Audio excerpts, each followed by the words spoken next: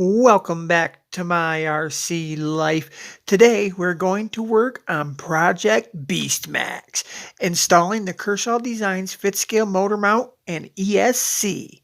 Let's go! What's going on, everybody? Traxxas Mike from my RC life coming at you today. What we got here is our original X-MAXX. And just shortly after receiving all of our first care package, I had this happen to the X-MAXX. The stock 1275 kV motor, it took a dump. What happened was, as you can see, this bearing's got the shield on it. Well, this one does not. The shield came off and probably a couple of the balls and got jammed up in here, and it locked the motor up. I could have possibly saved it, but what I did, stupidly, was pull the motor out. It was all together, and I put vice grips on the end of the gear and forced it around, and this is what happened. I busted the magnets all off the rotor, and yeah, it don't look too good. Now, I could possibly knock all the rest of the magnet out of here, and this can may be good. So I may try to order a new rotor for it. I don't even know if you can obtain them. So yeah, I'm going to save this because, you know, I like to fix on everything. Try to save what I can because I don't have a lot of money to be spending on this stuff. That's why I was so overjoyed that a few days before it locked up, we happened to receive a few motors from a very generous subscriber. So today, we're going to be putting this Leopard 1340 kV motor into the X-MAXX, along with this Leopard 200 amp ESC. Now, I could leave the existing ESC in the X-MAXX because there's nothing wrong with the VXL8S, but I'm thinking this can go into my E-Revo over there because it's got a Mamba Monster motor. I think it's a Castle 1515. I just have an issue with that thing blowing axle shafts, but we got something coming for that hopefully soon as well. We're going to put some metal axle shafts in that, and that'll be in an upcoming video soon. Let's get tearing into this thing. Okay, we got to start by taking out this whole battery tray system deal.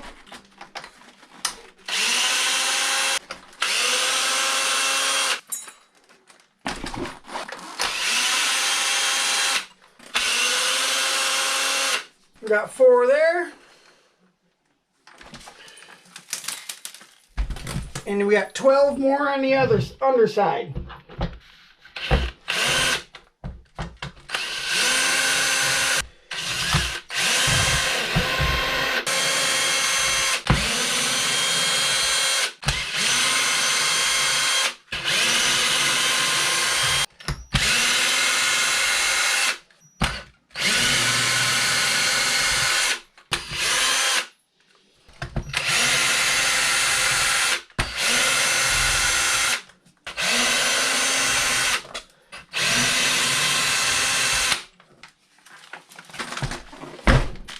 Now this will almost feel like there's still a couple screws left in it sometimes because these parts right here get caught in there because there's dirt and debris.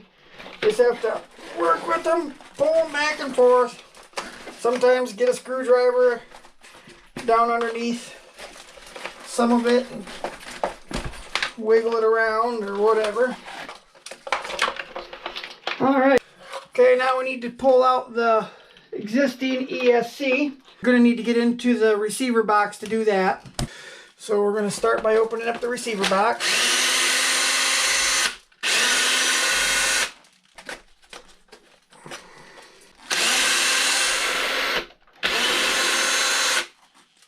Alright. I'm going to want to unplug a few of these here because some of them are for the temperature sensor. The black plug, the gray plug, and the red plug will all need to be unplugged. Only thing you'll be leaving plugged in is plug in number 1. Alright, Now I can go ahead and unbolt the ESC itself. I'm assuming I lost a bolt at one point in time because this side over here has a Phillips screw in it. But I got enough new spare parts from all of my stuff I received in the care packages. So hopefully I can find an Allen screw and not have to use this Phillips again. Alright, we got this VXL8S out of the truck. We're going to sit that right over here in the e-Revo. Hopefully it'll be installed in there soon. So now it's time to start slapping this bad daddy in there. Now the old pin system, how it used to change the mesh of the truck, we're not going to be using that anymore. This is how we're going to be adjusting our gear mesh. So this is just going to simply bolt down in there. I'm going to go ahead and take these out too because I'm going to want to Loctite these. It'll be easier to mount this without having this big old beast on there if I need to pull it in and out a few times. Make sure there ain't no big rocks or anything holding you up from putting aluminum mount in here nice and flat. Ooh, and it does fit nice and tight in there. I like that. Now I'm not going to Loctite these. I don't think there's any need for it.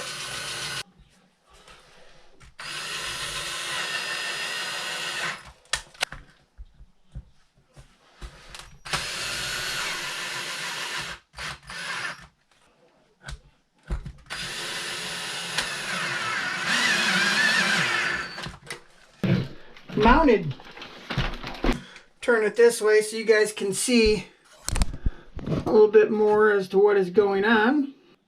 Now a lot of people have got after me about not degreasing my grub screws before I Loctite them, and in something like this it's very important, I do believe, because all the power that's getting put down. What we got here is just some isopropyl alcohol and a couple Q-tips.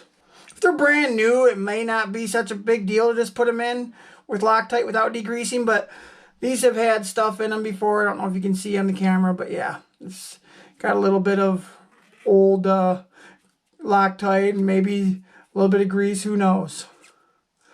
So yeah, run some isopropyl or some starting fluid, brake clean, get all them threads all nice and cleaned out. Same with the grub screw. Uh-oh, almost lost it.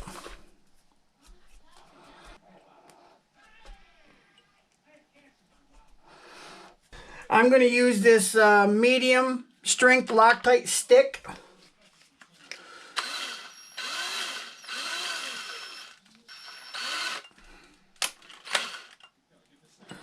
Alright, let's start it in there. Let's start that on the shaft. Oh, we got to put the motor in first, I see. Alright, so let's go ahead and bolt the motor up.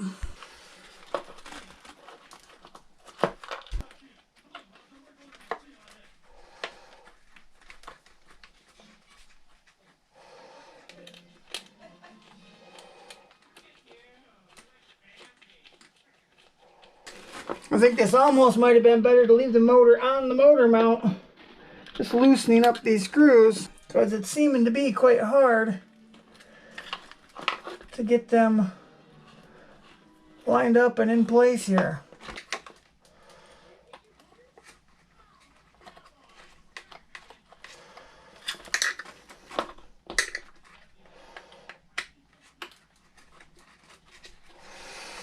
There, finally got it started. Okay, now for our pinion gear here. Okay, that looks about perfect.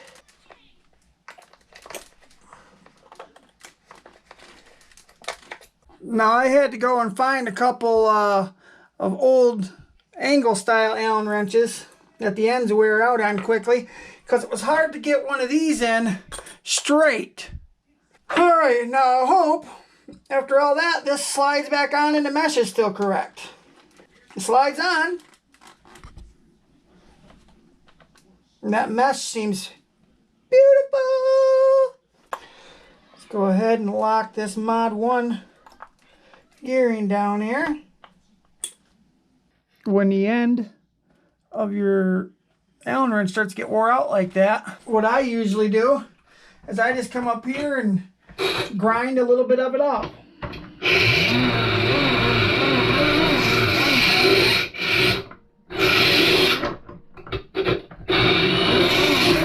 Something like that. Okay, now I've went and dug up the ESC mount and some of these instructions that I got sent with me. And this booklet gives you instructions on how to do the whole Kershaw Designs LCG chassis. And it also has instructions on how to use the same chassis, and you're just adding the bigger motor mount with the ESC location changer there. One of the first things it says to do is you need to trim this out of there. I'm going to grab my little multi-tool here.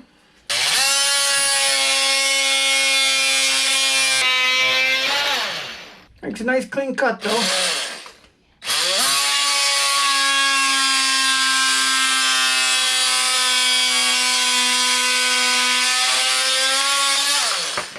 That's going to make room because this motor was actually hitting on that. The motor was actually hitting on this when I went to mount this deal here. That's why they have you do that. And if you're real picky, like sometimes I can be, and sometimes I don't really give a crap, but I'm going to file off the rough edges with just a fine file here.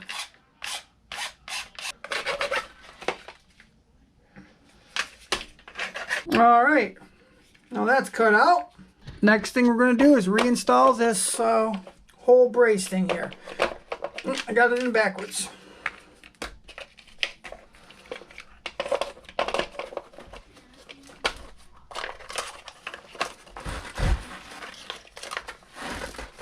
Okay.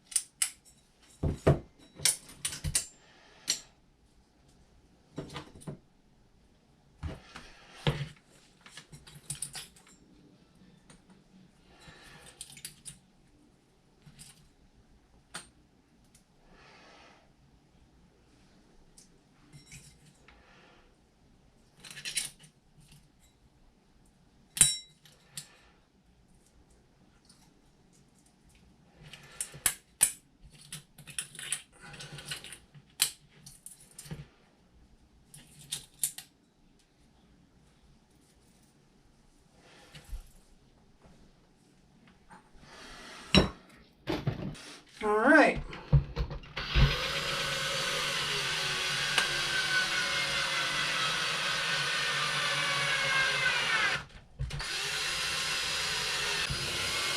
All of those are in there and tight. And you got 4 more that go in here on the top.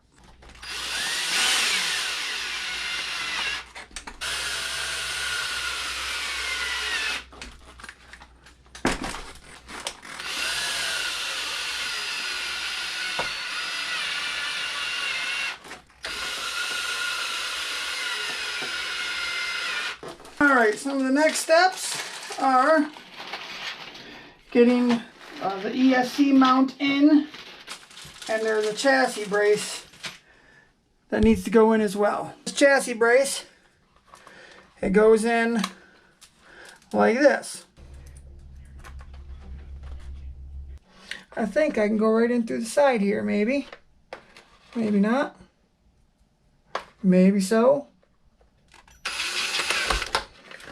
Same thing for this other side.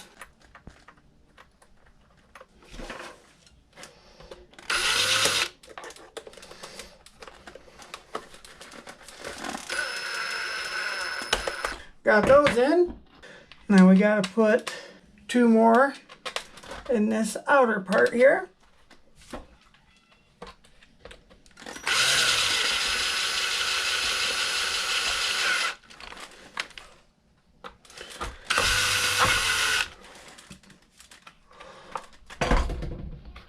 That one was pretty stripped, so it kind of pulled through there pretty easy, but I think that'll be okay for now. Okay, now next, we need to undo these bolts here in order to mount this on.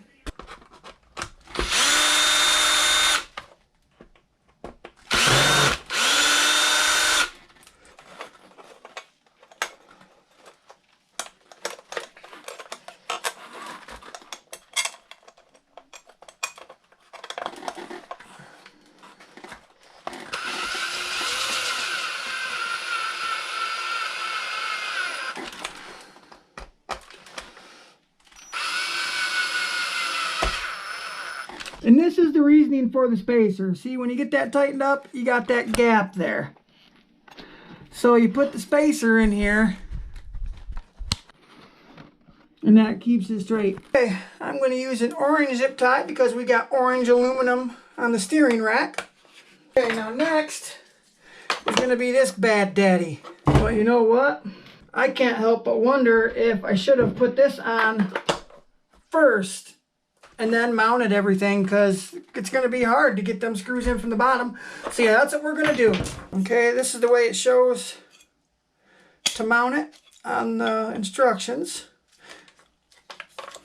Now you need to put these cushion pads on the bottom side of this bugger too.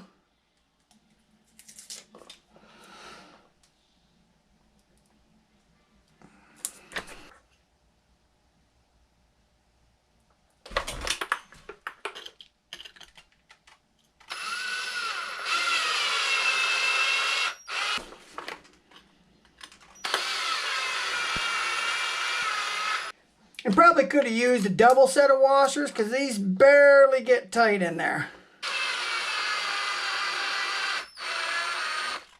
In place. Yeah, see, that one's kind of screwed. But it bit in there a little bit. Let's hope it stays in there good.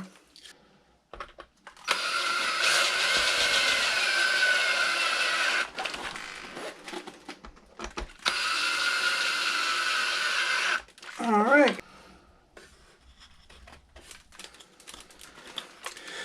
Okay, so how I usually get a lot of these off of here, if I'm just trying to quickly get them off, I usually do something like this. Ooh, don't point it towards your hand, it gets hot.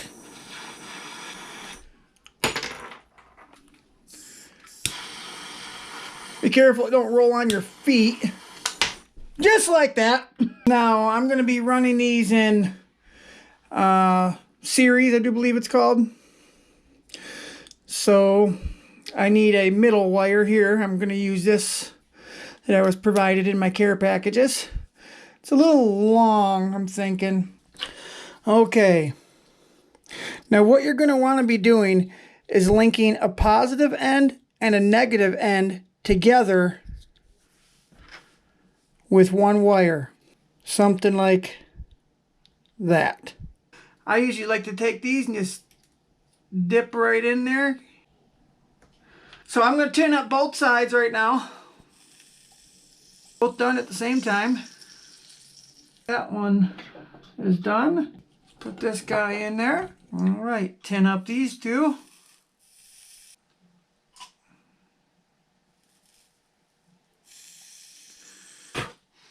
I'm going to start by attaching this to one side or the other.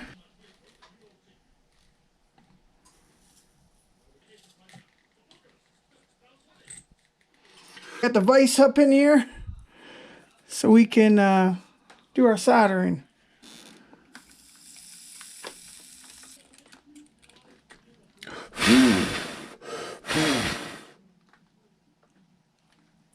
Now don't slide your heat shrink up on there yet, because sometimes the wire is so hot before you can even get it up and around onto the part where it needs to be covered, it'll shrink so much you can't slide it only so far. It'll stop right there. I wait for it to cool down and then I slide my heat shrink up. Gotta do the other side now.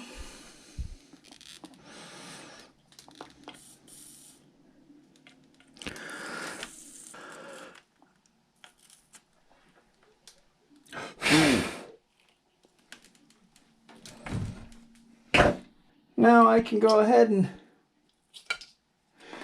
loosen up the vise, take the vise out of there. And if it's cool enough to the touch, you can slide up your heat shrink. I like to get it so it shrinks and goes up inside of there a little bit.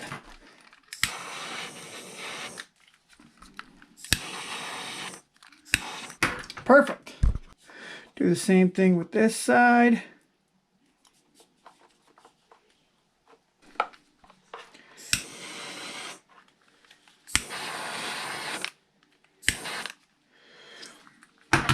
All right, now we got those done.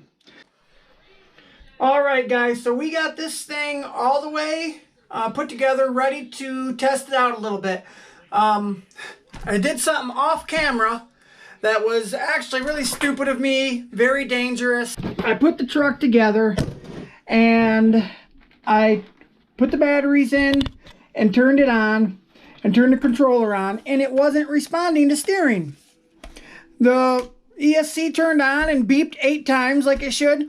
Well, right then I should have turned it back off and unplugged these wires, or took the pinion gear off, or took the tires off, or something, because this thing took off. It went over here, climbed the wall. You can see the black marks where it went up on the wall. It slung. These are Traxxas X-Maxx parts. They're supposed to be down here. Now it's just a total mess. It closed the toolbox. It was climbing the wall. I reached up and grabbed a battery wire and shut it down just in time. The thing got me right on my my second degree burns, and it ripped some skin off. That looks like it's going to turn black and blue. So yes, be safe. Take your motor wires off, or your pinion off, or your tires off. Something so it can't take off on you. What the deal was is I had the 3-prong wire, this here, I had it plugged in backwards. So I tore it all back apart off camera and got it figured out. It was pretty simple little fix. So now we're going to fire it up, make sure it functions and goes forward and backwards and stuff. All right, guys, so I was having a little bit of problem getting this to sync to throttle calibrate. I looked up stuff online. I could not get it to calibrate. It would reverse, and then I would go, it would, like, if I gave it forward and gave it reverse, it would be the opposite of that on the motor, and I could not figure it out. But on setting these up, they all tell you to enter throttle calibration, hit the button for neutral, put it to full reverse, hit the button, and put it to forward and hit the button. Well, I did that backwards once. I hit the button in neutral, pulled it to forward, hit the button, pulled it to reverse, hit the set button, and then it seemed to work. So if anyone else has got a Leopard Hobby 200 amp ESC, the WP200A from Leopard Hobby, you might have to go, instead of going neutral, reverse, forward, go neutral, forward, reverse when you calibrate your throttle. And I've already took it on a small run so I wouldn't be embarrassed when I filmed it if something went wrong, but everything is a-okay right now. Only thing I want to do is I want to maybe see if I can get a 3D printed deal or some type of mount here rather than just using a sticky thing on here, because you know how long those last. A couple good jumps and it's hanging again. So that's the only thing I have it mounted permanently. But yeah, everything is done and it looks freaking awesome. The Mod 1.5 gearing is loud and noisy, as to be expected. Everybody that I've seen on the internet that have put the Mod 1 gearing with a bigger motor, they say it's really loud. And I already kind of figured that. When you're running a lot of metal gearing like this, they just got that loud metal type of noise. So without further ado, let's get this thing out and show you guys what she does for ripping. If you remember, if you watched one of the last unboxing video, my son Casey Chaos, he mentioned that this one wasn't a wheelie puller. Well, it's a little different now. Holy cow. Let's get to it. Controller on. We're gonna hit the old power button. There, we got 8S.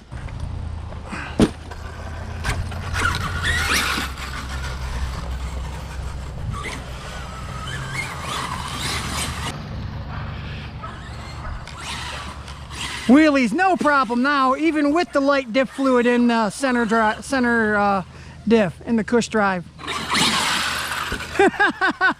Wheelies, no problem.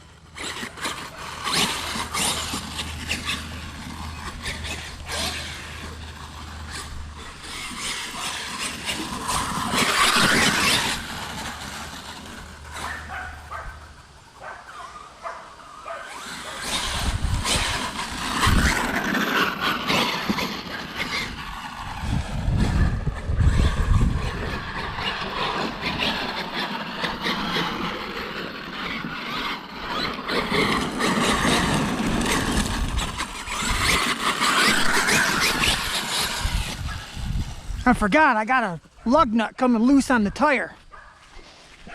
Need to tighten that up. The left side of this truck always comes loose. Now I do got a few more things to do on this truck. I need to replace all 4 of these stub axles. And me and Casey got a date with Destiny at Silver Lake. We're gonna go out there and play with the side-by-sides and play with the RC trucks as well.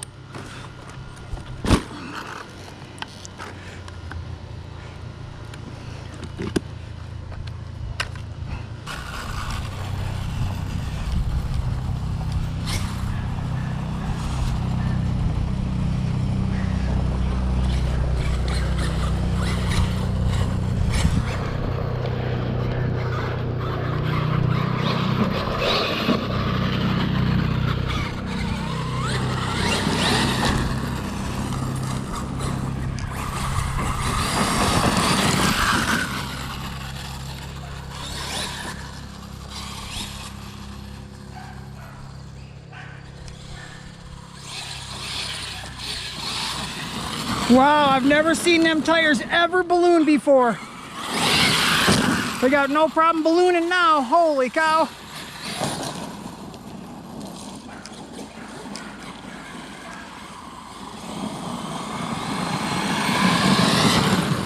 Oh.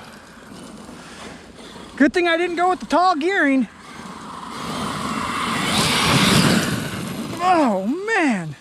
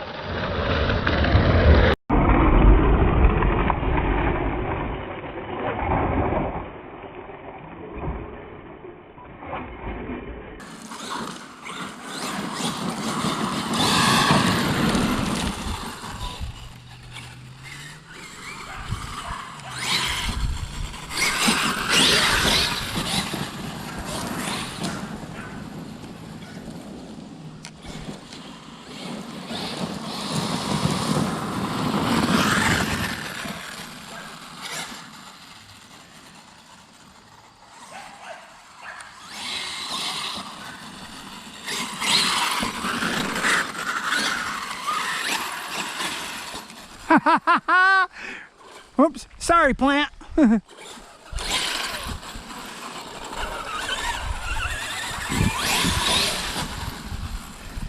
What a beast, guys.